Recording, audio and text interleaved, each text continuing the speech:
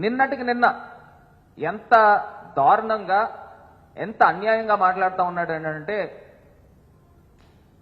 తిరుమల లడ్డూ ప్రసాదంలో బాత్రూంలో వాడే కెమికల్స్ వాడారని ఆయన మాట్లాడుతూ ఉన్నాడు. అసలు మీది నోరా లేకపోతే ఇంకేమన్నా అనాలా అని అడుగుతా ఉన్నా. నిజంగా ఒక్క మాట అయితే చెప్తున్నా, మా హయాంలో 2019 నుంచి 24 దాకా మా హయాంలో ఏదైతే శాంపిల్స్ తీశారో, నేను ఇవాళ అడుగుతా ఉన్నా, 4 ట్యాంకర్స్ రిజెక్ట్ చేశారు కదండి. ఆ రిజెక్ట్ చేసిన ట్యాంకర్స్ డేట్స్ నేను చెప్తున్నా, 6/7/2024 2 ట్యాంకర్స్ రిజెక్ట్ చేశారు. ఎక్కడైతే ఏఆర్ డైరీ నుంచి వచ్చిన ట్యాంకర్స్. మళ్ళీ అదేవిధంగా 12/7/2024 ఇంకొక 2 ట్యాంకర్స్ రిజెక్ట్ చేశారు. 4 ట్యాంకర్స్ రిజెక్ట్ చేశారు కదా.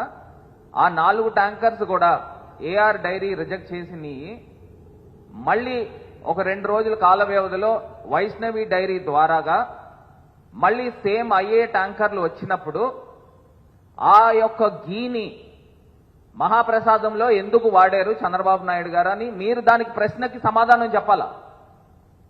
ఇప్పుడు అందులో అడల్టరేటెడ్ గా ఉంది కాబట్టే దాన్ని రిజెక్ట్ చేశారు కదా.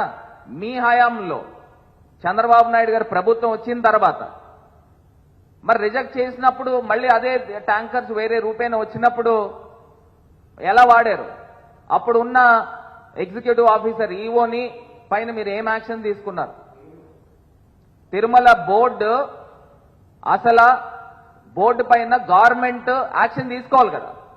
ఇండిపెండెంట్ బాడీ అయినప్పటికీ కూడా అడల్టరేటెడ్ గీ అని మీరు ఉద్ఘాటించారు, చంద్రబాబు నాయుడు గారు ఉద్ఘాటించారు. ఉద్ఘాటించినప్పుడు రాష్ట్ర ముఖ్యమంత్రిగా మీకు ఏం బాధ్యత ఉంది? మీరు ఎందుకు దానిపైన యాక్షన్ తీసుకోలేదని సూటిగా ప్రశ్నిస్తా ఉన్నా. అంటే మీరు వాడింది అడల్టరేటెడ్ గీ అని మీకు తెలిసినప్పటికీ కూడా ఆ ట్యాంకర్స్ ని వేరే రూపేణ వేరే కంపెనీ రూపేణ వచ్చిందని మీకు తెలిసినప్పటికీ కూడా టీటీడీ బోర్డు పైన ఎందుకు యాక్షన్ తీసుకోలేదు ఒక ప్రభుత్వ ఒక రాష్ట్రానికి ముఖ్యమంత్రిగా ఉన్నప్పుడు?